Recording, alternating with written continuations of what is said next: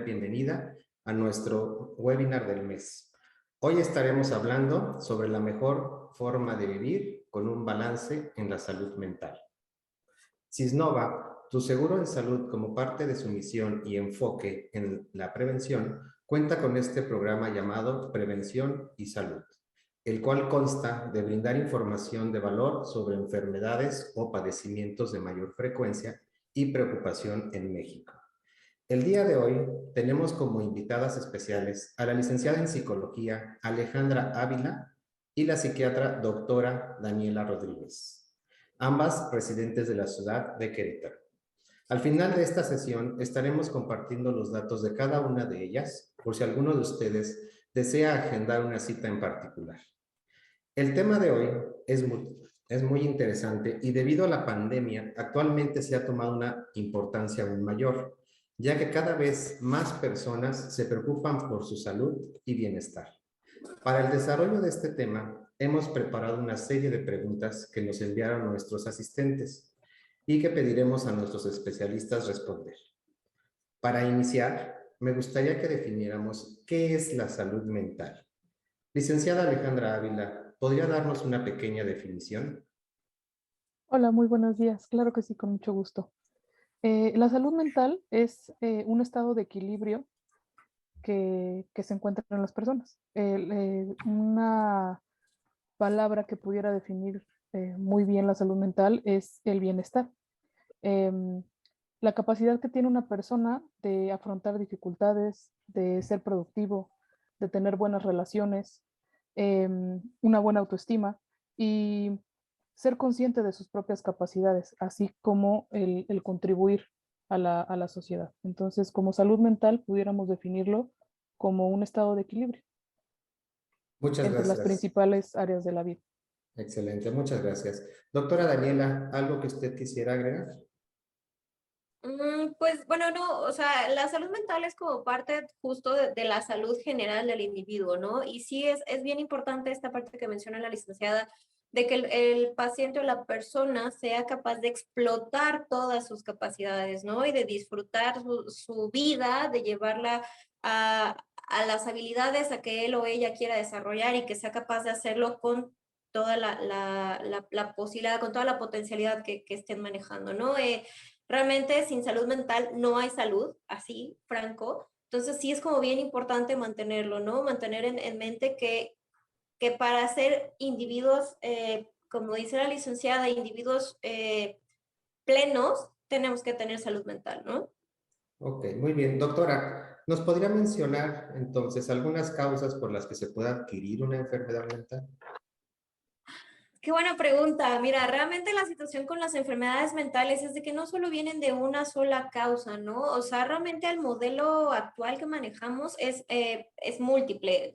Tenemos que tomar en cuenta que el individuo es un ser biopsicosocial, o sea, tenemos muchas áreas que pueden llegar a afectar esta situación.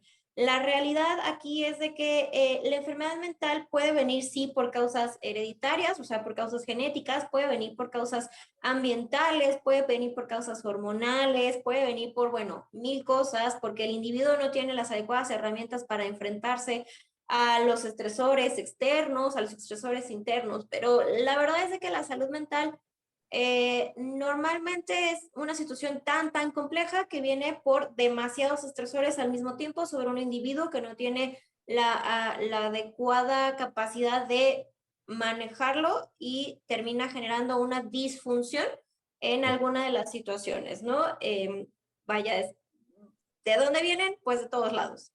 Muy bien, muchas gracias. Licenciada Alejandra Ávila, ¿puede una persona con enfermedad mental llevar una vida normal? Sí, claro. Eh, Se puede generar un acompañamiento de tal forma. Lo que pasa es que, bueno, las enfermedades, bueno, ya cuando se considera enfermedad mental, puedes tener un periodo de remisión. Hay momentos en los cuales va a estar más activa que otros, pero en general, con un buen tratamiento, con un buen acompañamiento terapéutico, la correcta medicación, claro que sí puedes llevar una vida completamente normal y funcional. Muy bien. Una de las preocupaciones más importantes que tiene nuestro auditorio es cómo puedo saber si estoy pasando por una crisis de ansiedad. hoy que está mucho más de moda este padecimiento. ¿Quién quiere Sí, claro. comentar? Eh, no sé si puedo empezar. Adelante, por favor. Eh, cuando ya los síntomas provocan demasiada angustia, cuando ya hay un deterioro grave en la vida funcional del paciente, cuando yo estoy incapacitado a hacer mis funciones cotidianas, es cuando, bueno, ya es necesario detectar que, bueno, considerar más bien que estoy en una crisis de ansiedad. Doctora, no sé si guste complementarme. Bueno, aquí hay que tener en cuenta que hay muchos tipos de ansiedad. Hay muchos tipos de ansiedad que van a llegar a generar justo una pérdida de la funcionalidad, pero es más que nada esto, es los síntomas, como menciona bien la licenciada, qué tanto me están ya haciendo perder mi capacidad de realizar mis actividades de manera adecuada. Pero vaya, o sea, hay gente que te llega a hacer ataques de pánico, hay gente que te llega a hacer, sí, una situación de ansiedad, no propiamente con ataques de pánico, pero por ejemplo que llegan a tener pensamientos repetitivos que nosotros llamamos rumiaciones y que no le permiten estar funcionando de manera adecuada porque pasa demasiado tiempo dedicándole a estos pensamientos, ¿no? Entonces, aquí más que nada crisis de ansiedad sería pues tratar de definir qué síntomas está presentando el paciente, en qué situación, bajo qué contexto y sobre todo qué tanto le están afectando a la funcionalidad del paciente. Claro, muy bien. Otro de los padecimientos que se ha incrementado ahorita, que ha triplicado debido a la pandemia también y toda esta situación por la que estamos viviendo y se han vivido los últimos ya 2 años, poquito más, es el estado de depresión. Así como la ansiedad, la depresión es una de las enfermedades mentales que más se han incrementado. Entonces, ¿cómo puedo saber ahora si me encuentro en un estado de depresión? Doctora Daniela, primero. Ok, bueno, aquí primero tenemos que entender a la depresión como un conjunto de síntomas. Socialmente tenemos esta idea de que la depresión es solo estar triste. La realidad es de que no es así. La depresión se puede presentar, obviamente, sí, con tristeza, pero también hay gente que llega a presentar un ánimo irritable, o sea, todo el tiempo están enojados y están como peleando con el mundo, ¿no? Y hay otras personas que llegan, es que no siento nada. Textual es como si le hubieran drenado las emociones y el paciente no siente nada. Entonces, vaya, yéndonos a los diagnósticos así como que más de guía clínica, así como tal, bueno, básicamente sería tener ya sea tristeza, enojo o este vacío emocional durante la mayor parte del día, la mayor parte de los días, que hace que yo como persona justamente no pueda estar realizando mis actividades de manera adecuada, que no tengo ya disfrute de mis actividades y que estoy empezando a presentar un desinterés en todo y sobre todo también en mí. Me estoy dejando de cuidar, estoy dejando de comer, estoy dejando de dormir, la verdad hago las cosas porque las tengo que hacer y de repente llegamos a tener como estos pensamientos de, pues ya para qué, o sea, ya no le veo el caso a las cosas, ¿no? Y entonces es ahí donde más bien te pones a pensar cómo has estado viviendo y si realmente estás todavía teniendo el disfrute de lo que tenías antes o si básicamente puedes llegar a tener alguna otra emoción que no sea enojo, tristeza o el vacío emocional.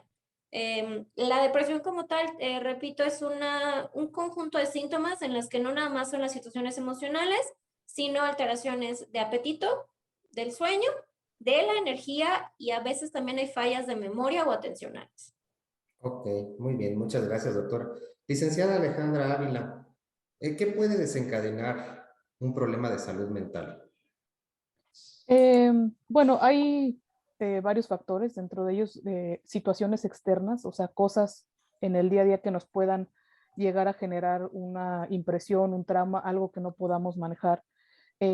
También una cuestión genética, heredofamiliar, experiencias de vida, biología, noticias, o sea, son varias las causas que pudieran llevarnos a desencadenar algún tipo de salud mental. Ok, ahora, si ya desarrollé este trastorno mental, ¿se considera que esta persona es una persona con discapacidad? No es una cuestión discapacitante, sin embargo, sí me puede llevar a disminuir mi percepción de las cosas, mi comportamiento, puede llevarme a a modificar mis estados de ánimo, tener diferentes alteraciones, y como uno de los factores es que puede disminuir a lo mejor inclusive hasta mi función intelectual, pero no es que sea una cuestión discapacitante. Doctora, ¿usted quería comentar algo adicional? Sí, aquí más bien va a depender del tipo de trastorno que tenga la persona, porque no es lo mismo un trastorno psicótico que un trastorno afectivo depresivo unipolar, que un trastorno afectivo depresivo bipolar. ¿A qué voy? Va a depender de la capacidad de juicio que tenga o no el paciente durante el proceso de enfermedad. Si es una situación o es un trastorno en el que el paciente tiene un juicio que no le deja tomar decisiones adecuadas por la situación que sea, entonces ya tendríamos más bien que valorar hasta dónde está ese juicio.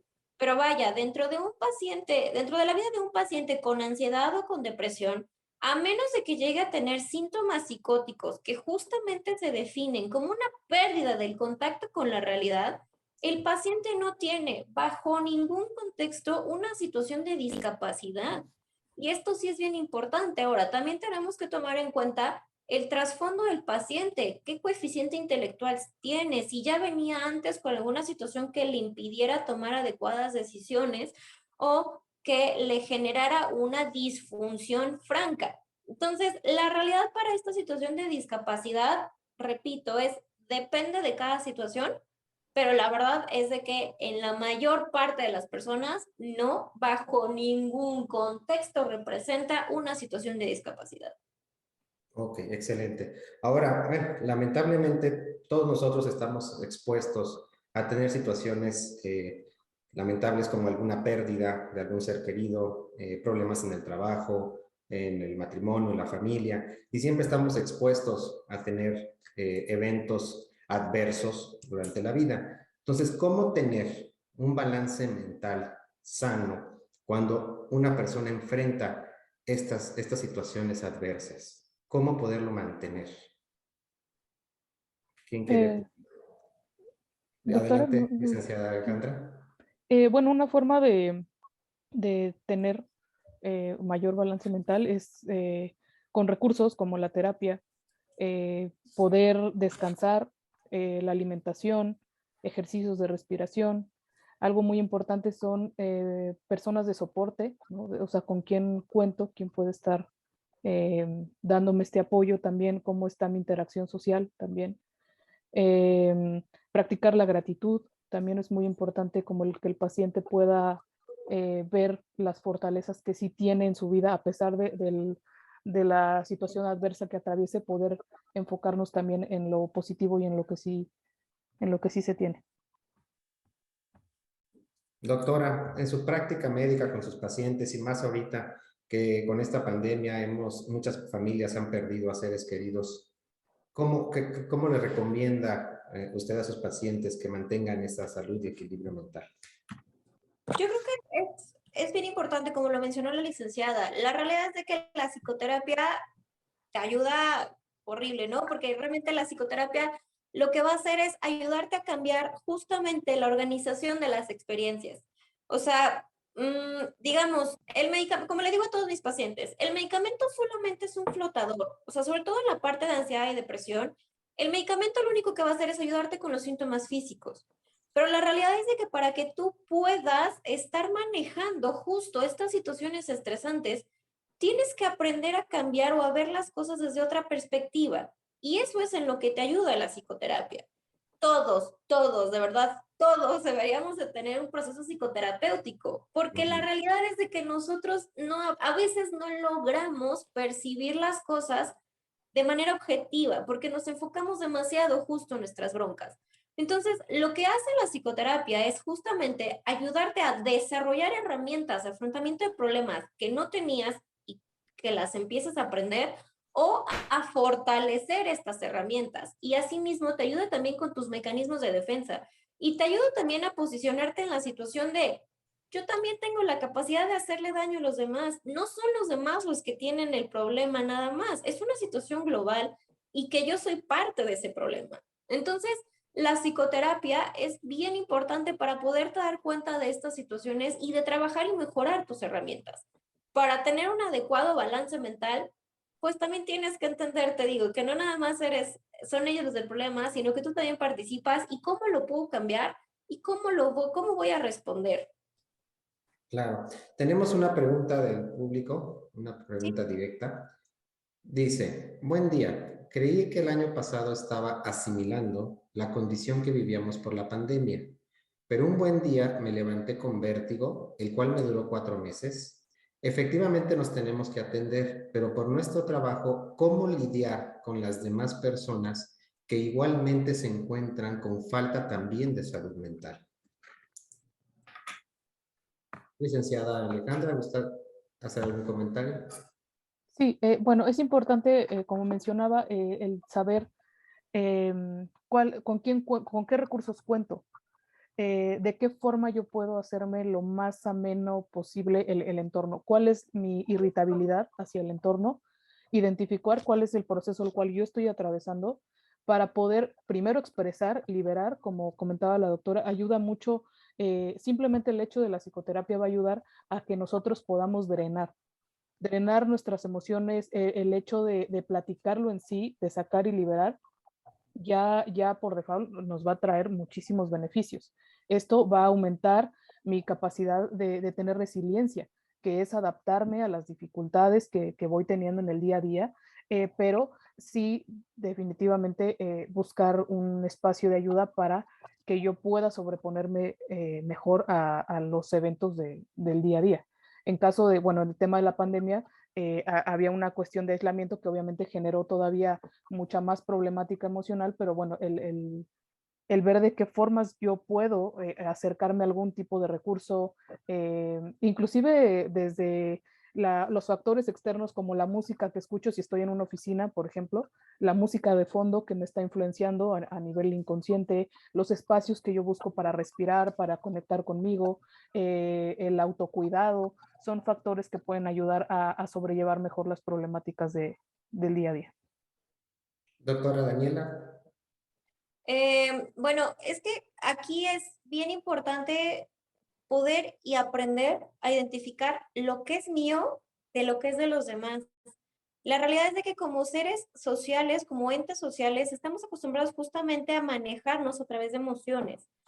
Y hay personas que, como dentro de estos mecanismos de defensa que habíamos hablado, lo que tienden a hacer es aventar, o sea, proyectan sus emociones, proyectan cuando están de malas. No sé si les haya pasado, por ejemplo, que ustedes están bien tranquilos y llega una persona y a los 30 segundos, ¡pum!, ya se les levantó el enojo y no saben de dónde. Entonces, esto es bien importante, justo para eso es la parte de la psicoterapia. El aprender a identificar mis emociones, o sea, de lo que me están aventando los demás. Y el hecho es de que también tengo que aprender a no engancharme con los demás. Justamente en esta situación de pandemia, pasa la situación en la que yo me comparo con los demás porque todos estamos viviendo lo mismo. La realidad es de que no es así. Cada quien maneja las emociones como puede y como quiere. Pero esto es importante. ¿Qué tanto tenemos nosotros esa habilidad individual de reconocer lo que yo estoy pasando y de poderlo diferenciar de lo que los demás me están aventando porque es más fácil para ellos que los demás se hagan responsables de sus emociones? Entonces, sí es bien importante justamente un adecuado proceso psicoterapéutico en el que yo aprenda a distinguir lo mío de los demás y a no engancharme. Claro, muchas gracias. Quiero agradecer a nuestra audiencia por sus preguntas. Esperemos le haya sido contestada esta e ir contestando cada una de ellas conforme nos las vayan haciendo. Muchas gracias a nuestra audiencia. Tenemos otra pregunta en donde ustedes consideran que las personas mayores son más vulnerables a padecer un trastorno mental. ¿Quién quiere primero contestar? Bueno, Eh, ah, sí, perdón. Bueno, yo creo que sí, el adulto mayor efectivamente sí es más propenso a tener enfermedades mentales, digo, independientemente, aquí es simplemente por la evolución, o sea, por el deterioro ya cognitivo que a veces se llegan a tener en la edad, que está relacionado a las situaciones de enfermedades crónico-degenerativas mal controladas, que van a terminar generando una alteración propiamente ya a nivel neurológico, y esto va a terminar alterando nuestras funciones mentales superiores y nuestro control emocional y muchas otras situaciones. pero también la realidad es de que el adulto mayor se encuentra en posiciones vulnerables. El adulto mayor normalmente ya tiene o ha perdido lamentablemente algunas capacidades de autocuidado y entonces empieza a depender de los demás. Cuando es un adulto mayor que no tiene un deterioro cognitivo, pero sí tiene un deterioro físico, se da cuenta de esta situación. Entonces el adulto mayor también empieza a tener un duelo personal, es un duelo por sí mismo, es un duelo por enfermedad, es un duelo por la pérdida de la autoimagen, del autoconcepto. Y además de esto, normalmente son personas que están en situaciones vulnerables económicamente, que están teniendo que depender de terceros para poder seguir funcionando y lamentablemente muchas veces las familias presentan una situación que nosotros llamamos alta emoción expresada, que es que básicamente la familia le echa la culpa de todo lo malo al paciente y le está reclame y reclame y reclame y reclame y señalando cosas. Y el pobre paciente se queda de, bueno, y entonces, ¿para qué estoy? Nada más soy un estorbo, nada más los molesto, nada más, o sea, y es una situación que se va generando de tal manera que es evidente que el paciente adulto mayor, además de lo que pueda ya tener los cambios neurológicos por la edad, pues le vas a terminar generando una situación emocional, factores estresantes externos e internos que va a llegar al punto que no va a saber expresar. Y esto le va a terminar botando en ansiedades, en depresiones, en situaciones de sueño, que bueno, si no se trata, pues va a terminar empeorando ese daño ya neurológico que puede llegar a tener. Gracias, doctora. Licenciada Alejandra Ávila, que ya usted comentaba algo. Sí, sí, Ali, concuerdo con la doctora. La verdad, la deficiencia o el deterioro neurológico que tiene el adulto mayor sí hace que esté en una condición vulnerable para presentar determinados síntomas de depresión, de ansiedad. Parte de, por ejemplo, jubilarte después de tener una vida productiva, se encuentran con el no pues tener demasiado tiempo libre tal vez, el no sentirse ya productivos, el cómo acompaña a la familia, por supuesto. Entonces, sí son factores que el adulto mayor pudiera llegar a presentar mayor problema. Claro, muchas gracias. Ahora que, bueno, ya hablamos en su generalidad de los trastornos mentales, qué lo puede ocasionar, pues ahora lo más importante también es ver si se cura, qué tratamientos hay, qué puede haber, qué podemos hacer, si ya nos diagnosticaron o pensamos que estamos con un trastorno mental. Y las siguientes preguntas van un poco más enfocadas hacia el tratamiento. Y una de ellas, doctora Daniela, ¿usted considera que los trastornos o enfermedades mentales se curan? No, los trastornos mentales son como enfermedades crónico-degenerativas, tales como la hipertensión, tales como la diabetes. Se controlan, no se curan. eh, y esto es bien importante. O sea, la idea del tratamiento va enfocado a eso, a recuperar la funcionalidad del individuo, no a la curación. Porque si yo le digo que sí, yo le voy a quitar la depresión, la verdad es que le voy a estar mintiendo. Y eso, la neta, es algo que al menos éticamente no es correcto.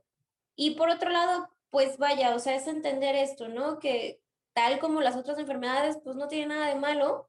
A veces nos toca vivir con ellas, pero justamente como lo habíamos mencionado en la primera parte del panel, son enfermedades con las que puede ser completamente funcional con un buen tratamiento. Ok, licenciada Alejandra Ávila, ¿usted está de acuerdo en que las enfermedades o trastornos mentales no se curan? Sí, claro. Creo que puede mejorar la vida del paciente, creo que se pueden controlar y hasta cierto punto aliviar. Puede estar el paciente en determinada remisión o bueno, en determinado grado de síntomas, pero en general no es algo que se pueda curar. Como se aprende a vivir con eso y la idea es estar encaminados a que tengan la vida lo más funcional posible.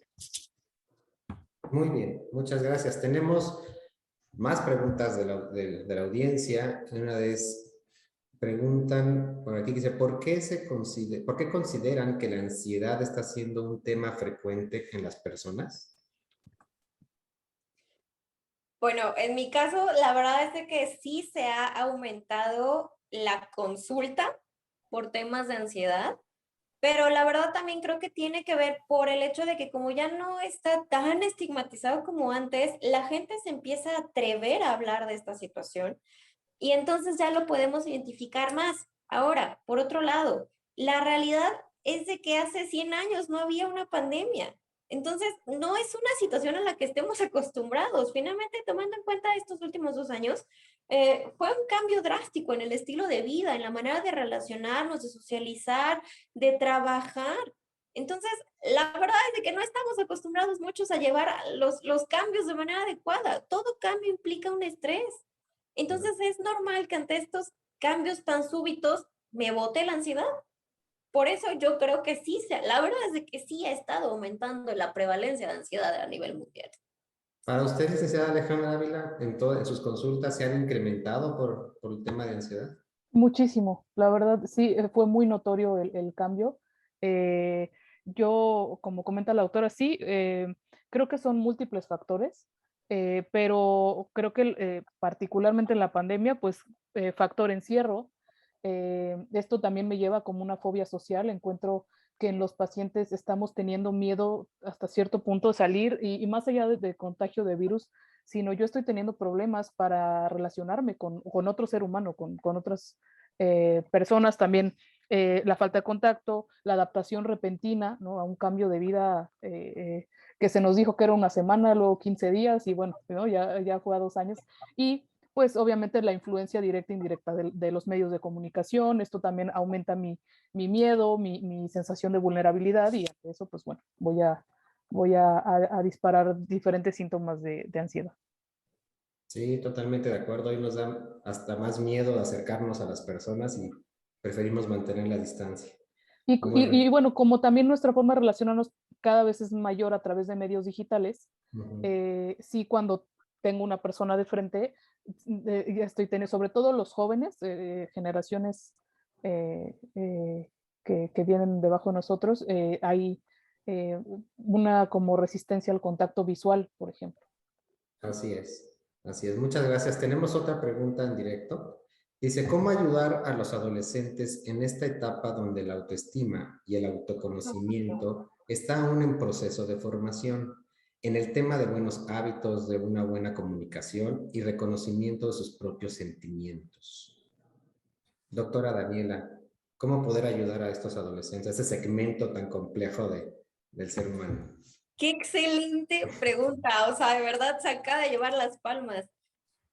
Ay, la verdad es que esto ameritaría incluso una plática individual. Los chavos a esa edad justo están en esta formación de la identidad. Entonces, también mucho va a depender de los papás y de la ansiedad que lleguen a tener los papás, de la necesidad del control sobre los hijos, o que de plano se van hasta el punto de, pues ya está grande, ya sabe lo que hace. La realidad es de que durante la adolescencia es cuando el chavo más va a necesitar como el acompañamiento, pero hacia la parte del, yo ya empiezo a respetar tu ideología y ya están en la edad en la que empiezas a manejar lo que es la negociación. Ahora, es bien importante. El chavo, o bueno, el adolescente va a estar en esa etapa en la que va a estar peleando francamente justo por esta libertad y por imponerse al padre. Entonces, aquí tenemos que tomar en cuenta que van a estar picándole la cresta a los papás hasta agotarlos para demostrarse a sí mismos que sí pueden hacer las cosas. Entonces, aquí lo que tenemos que tomar en cuenta es, en alguno de los dos tiene que caber la cordura y en eso se espera el adulto que lo logre, ¿no? Entonces, sí es mucho de, a ver, chavo, ¿qué onda? Aquí ya es preguntarle al adolescente, ¿qué está pasando? ¿Por qué estás haciendo esto? Cuéntame. Y sobre todo es bien importante, no juzgarlos, porque mientras más los juzgamos, menos nos cuentan las cosas. Y ¿saben qué? Aquí yo voy a hacer un comercialote así enorme, pero que la verdad es una joya de película para entender la parte de la pubertad. Yo les recomiendo la película nueva de Disney, esta del panda rojo enorme. Véanla, o sea, de verdad abarca y explora muchas de estas situaciones de la búsqueda de la identidad, de la búsqueda de la independencia, de empezar a darse cuenta de que no siempre voy a tener que estar con mis papás y yo tengo que empezar a hacer mi mundo y de la necesidad a veces patológica de los padres de controlar a los hijos. Tenemos que entender que los chavos ya están justo en este propio camino de exploración y que nosotros solamente vamos a fungir como acompañantes. Ya hicimos todo lo que tuvimos que hacer para el establecimiento de límites, pero, y esto es importante, los chavos adolescentes también tienen que tener límites. ¿Por qué? Porque si yo no le enseño que tiene que seguir obedeciendo normas y reglas, vamos a tener problemas. Obviamente ya no es lo mismo de te lo estoy diciendo porque soy tu padre y te friegas, al tienes que entender por qué vamos a negociar. Entonces, ya es uno, tomarlo como persona que entiende y comprende, preguntarle opinión, explicarle yo por qué creo que no es adecuado, pero sobre todo entender por qué él o ella está haciendo las cosas y tratar de guiarlo. La neta, sí, la adolescencia es una etapa bien compleja, pero es bien bonita, porque aparte ya empiezas a tener este contacto con los chavos en un nivel más allá de solamente mi cachorro. Te das cuenta que ya no es tan cachorro y muchas veces eso es lo que nos duele a nosotros como papás. Sí, claro, esperando también que los padres tengan una muy buena balance y equilibrio mental, ¿verdad? Exacto, ese es el punto, ese es el meollo. La verdad, Exacto. vean la película, se las recomiendo. Sí, es muy buena, ya la vi, es muy, muy buena. Licenciada Eh, Alejandra Ávila, ¿cómo sí, ayudamos a nuestros adolescentes en esta etapa? sí, quisiera complementar el comentario muy atinado de la doctora, de lo importante que es validar a los chavos, validar sus emociones, sí, poniéndoles límites. Bueno, aquí hay un tema que a veces es como un poco controversial, pero el tema que no eres amigo de tus hijos, sí se Ah, tiene que tener como súper claro, sí, como la claro. línea, no usurpar roles ni demás. Sí, no juzgarlos, no etiquetarlos, poder abrir un espacio de confianza, pero sin ser tu cuate, ¿no? O sea, es entendiendo que es una relación padres e hijos. Igual me quiero aventar un comercial de un libro que les recomiendo muchísimo, que se llama Tu hijo, tu espejo, de Marta Alicia Chávez. Un libro ampliamente recomendado justo con el tema de la relación entre padres e hijos. Y algo que comenta es que eh, cuando hay una problemática o el hijo, independientemente de la etapa que se encuentre, es un síntoma de la familia. Y a mí me Mm, ha tocado mucho en consulta que vas como, oye, por favor, atiende a mi hijo, es que fíjate que es un desastre, es súper desordenado, va mal en la escuela, nunca quiere pararse temprano, ¿no? Y cuando a veces les pido a los papás, bueno, sí, pero te pido por favor tu papá también que vengas a alguna sesión. No, no, yo estoy súper bien, el niño o el chavo es el que necesita la ayuda, ¿no? Entonces, indagando y metiéndote más a lo que pasa en casa, te das cuenta que realmente es un síntoma y es un reflejo, una proyección también de como papás, cómo andamos, ¿no? En nuestro equilibrio. Les puedo compartir brevemente el ejemplo de una paciente que va porque su hijo anda en tema de adicciones y la paciente me dice, oye, pero no tienes problema si puedo fumar, es que no puedo aguantar una hora.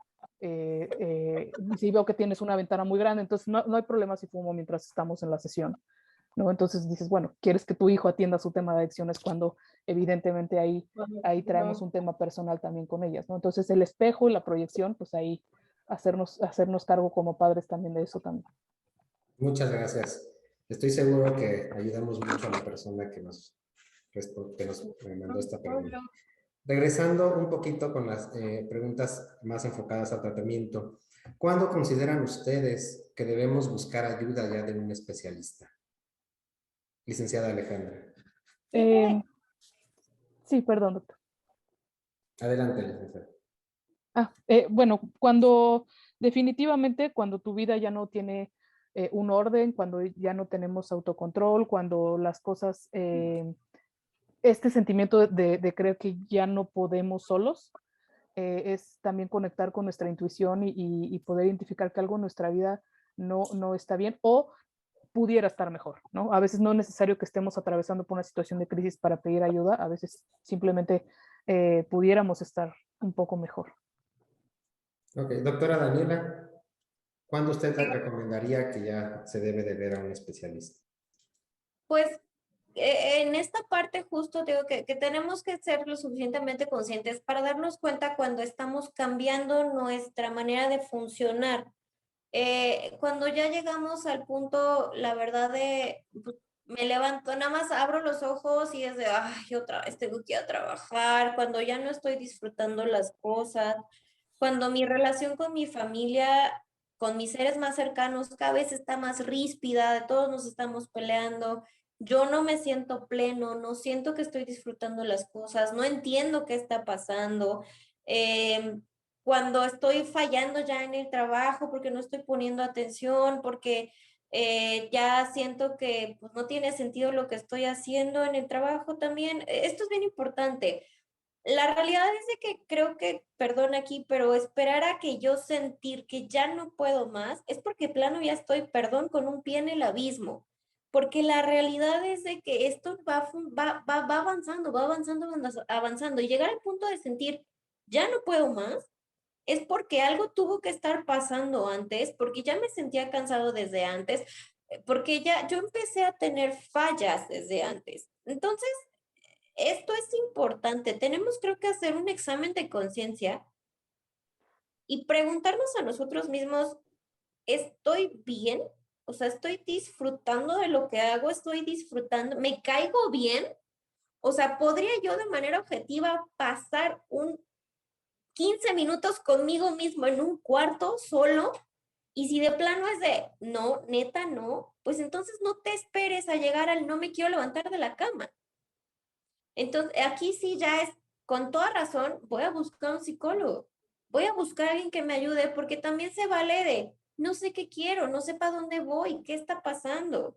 Entonces, pues yo creo que más bien es en el momento en el que yo estoy dejando de disfrutar mi existencia, buscar qué es lo que está pasando. Ok, doctora, ¿podría comentarnos si cuándo es necesario, cuándo se debe ya de dar o administrar o recetar medicamentos para un trastorno mental? Uy, pues te digo, realmente todo, aquí ya la situación para dejar un medicamento, de nuevo, va a depender del grado de funcionalidad que esté teniendo o no el paciente.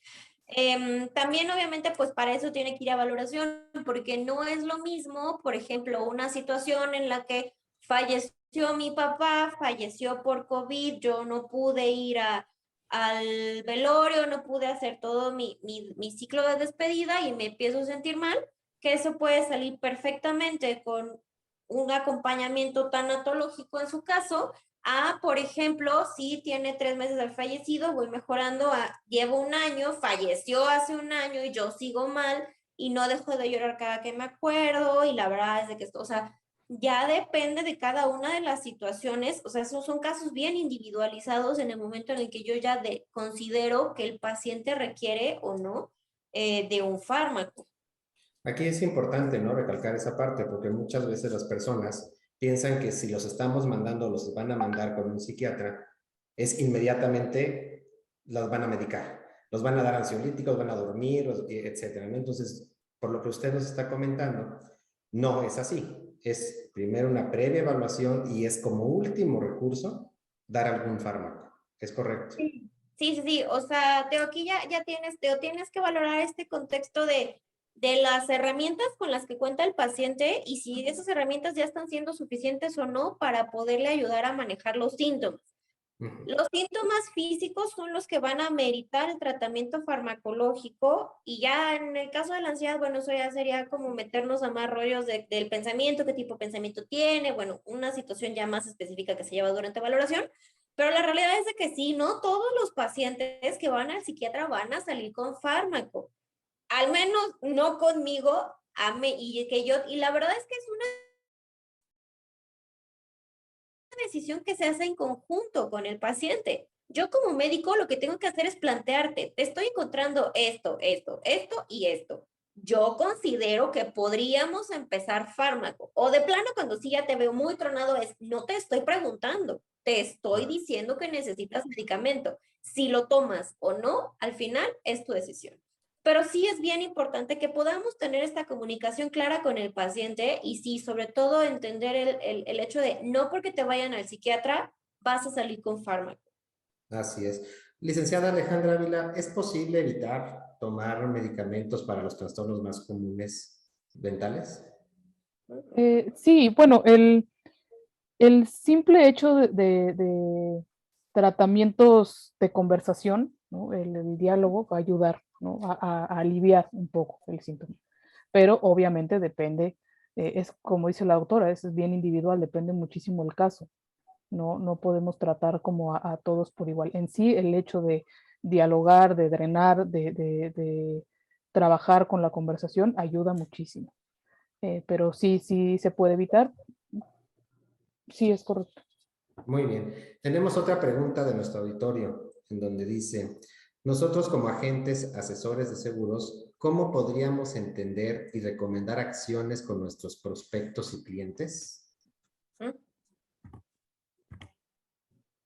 Bueno, esto yo creo que va más encaminado a...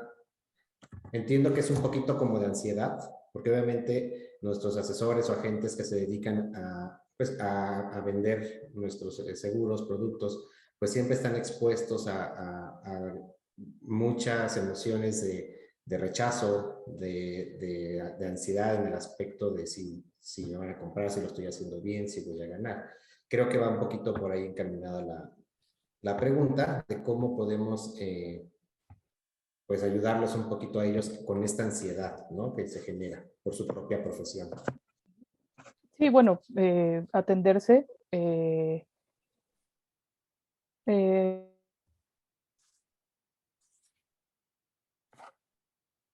Perdón. Atenderse en cuestión individual, capacitarse en cuanto a cómo pudiera ser un mejor, bueno, tomar acciones, aprender a ser resilientes, a tomar acciones para adaptarnos a estas circunstancias de laborales, de trabajo en general, cómo tener un mejor manejo, un diálogo con el cliente y sobre todo no llevar el trabajo a tu vida personal, ¿no? Entonces, tener terapia individual. Sí, yo creo que cada trabajo a lo que nos dediquemos pues tiene su preocupación, su estrés, ¿no? En particular. Pero como creo que han comentado durante la charla, pues ya cuando se empieza a fallar en nuestro día a día, pues es cuando ya un foquito rojo se puede encender y empezar a buscar ayuda. Muy bien. Bueno, continuando, en Sisnova siempre hemos considerado que la prevención es lo mejor, por lo que ahora vamos a dedicar algunas preguntas dirigidas precisamente a esto, a la prevención. Licenciada Alejandra Ávila, ¿podría mencionarnos cuáles son algunas señales o focos rojos para sospechar que mi salud mental no está bien? Eh, bueno, normalmente se presentan diversos cambios de conducta, por ejemplo, el aislamiento, la baja disminución, bueno, sí, la capacidad de disfrute disminuye totalmente. Cosas que para mí eran amenas, para mí eran agradables, de repente dejan de serlo.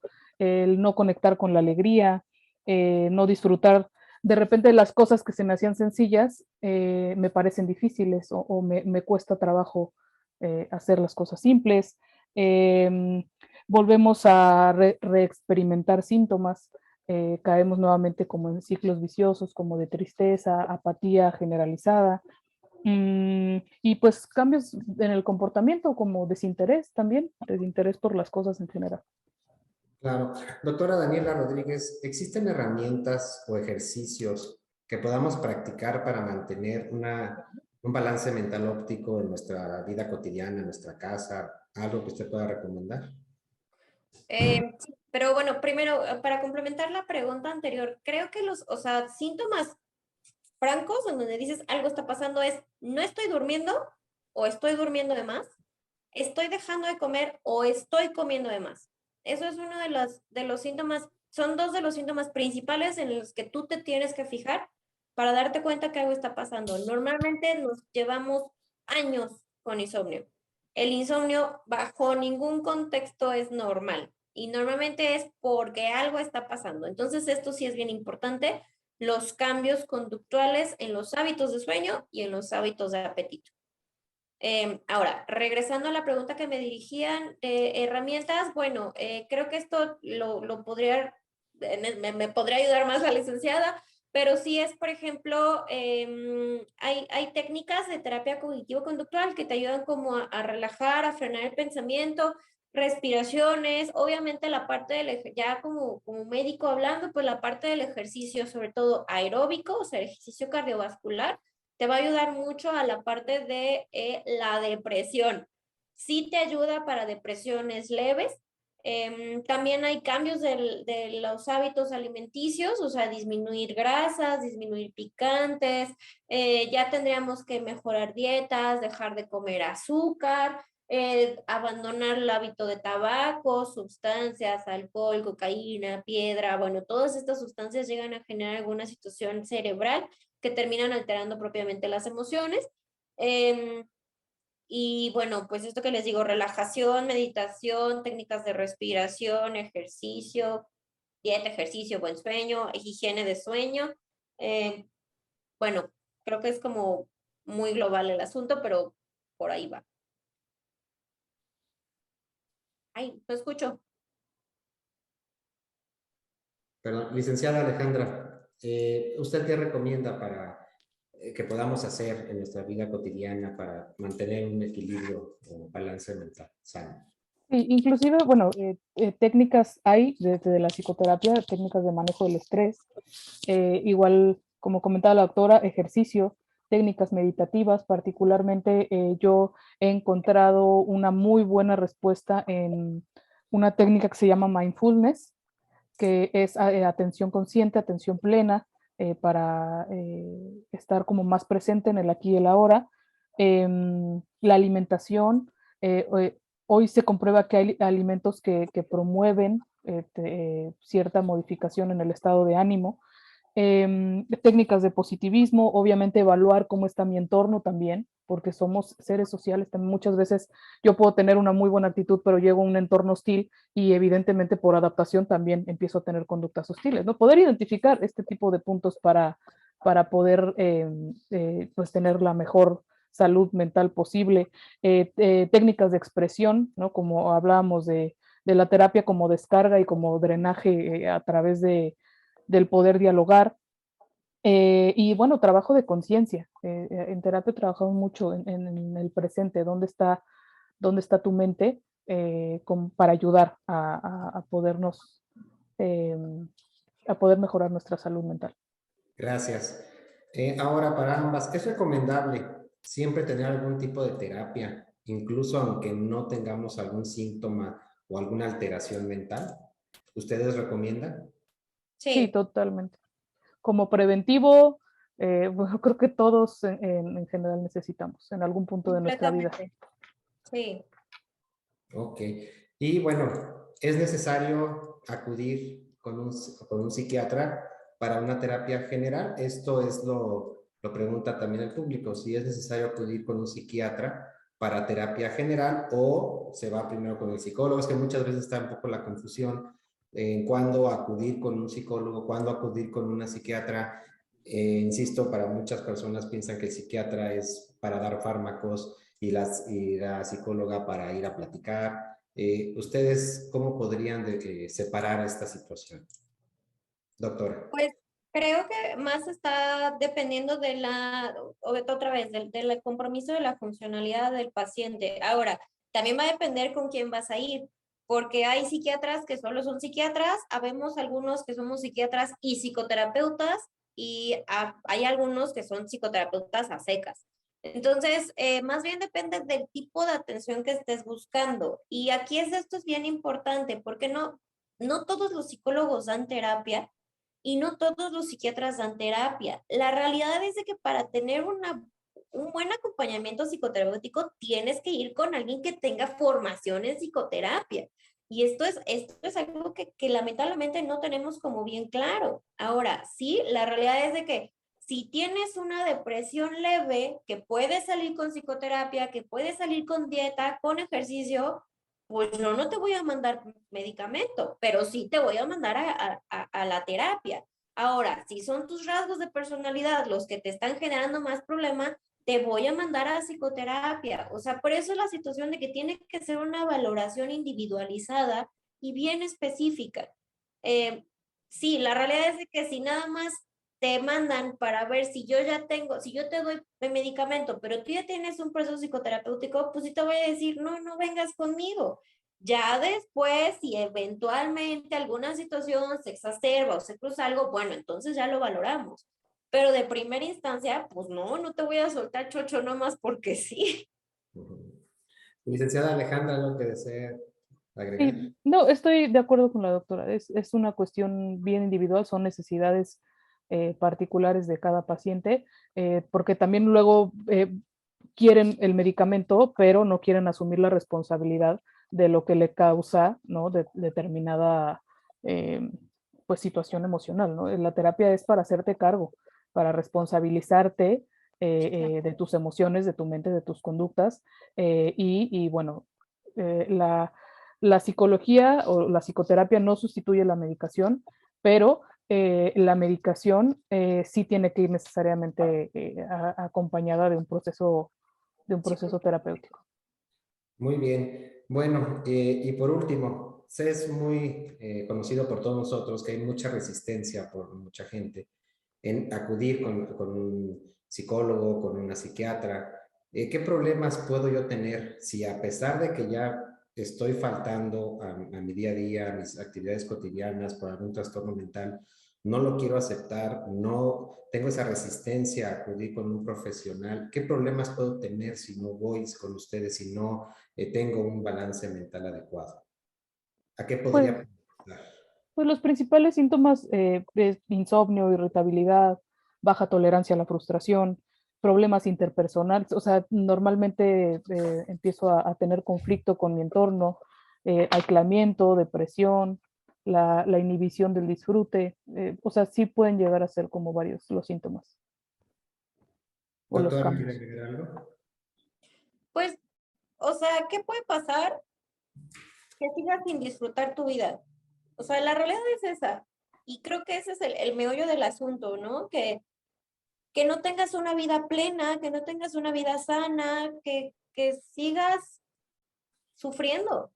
Y la neta, estar viviendo y estar sufriendo, pues no, o sea, es como, pero qué necesidad, ¿para qué tanto problema? O sea, el chiste de tener una adecuada salud mental es de que disfrutes de ti. Y si no estás disfrutando de ti, si a pesar de que te están diciendo que estás viendo que pues estás mal, pues mijo, pues ya cada quien, ya qué podemos hacer, ¿no? Pero la realidad es esa, o sea, es para que tú estés bien, para que estés chido, básicamente es para que estés chido con tu vida y que la disfrutes y que seas feliz y que hagas y cumplas tus proyectos. Básicamente es para que seas tú, para que explotes tu potencial. Esa es la razón. Si quieres o no cambiarlo, bueno, pues, ¿qué te digo? Ah, Ya dependerá de cada uno. es correcto. Pues con esto cerramos la sesión de preguntas y respuestas. Quiero agradecer mucho a nuestros especialistas por respondernos ampliamente en cada una de ellas.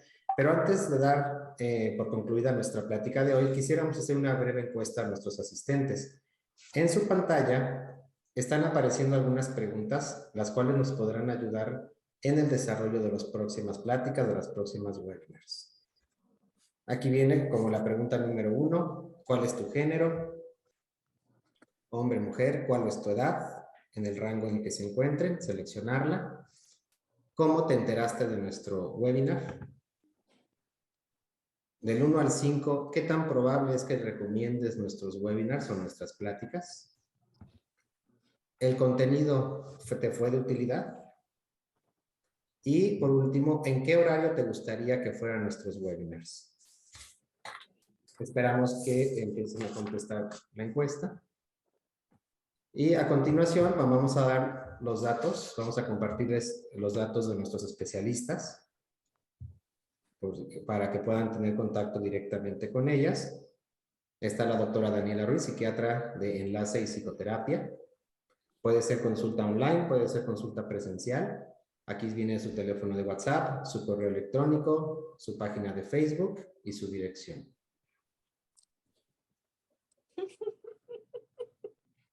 La siguiente,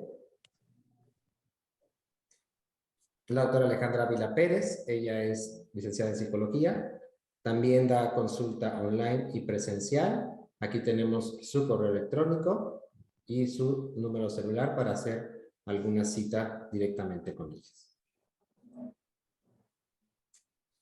Bueno, nuevamente muchas gracias a todos por estar siempre atentos a cada una de nuestras pláticas. En abril, el próximo mes, estaremos platicando sobre la obesidad infantil, un problema con solución. Recordemos que México tiene el primer lugar en obesidad infantil, así es que es un tema muy, muy importante. Esperemos nos puedan acompañar. Les compartimos nuestro canal de YouTube, por si gustan también ver alguna plática anterior, Prevención y Salud Cisnova. Los invitamos a seguir al pendiente también de su correo electrónico, ya que por ese medio estaremos comunicando nuestras pláticas del próximo año, las cuales siempre serán muy interesantes.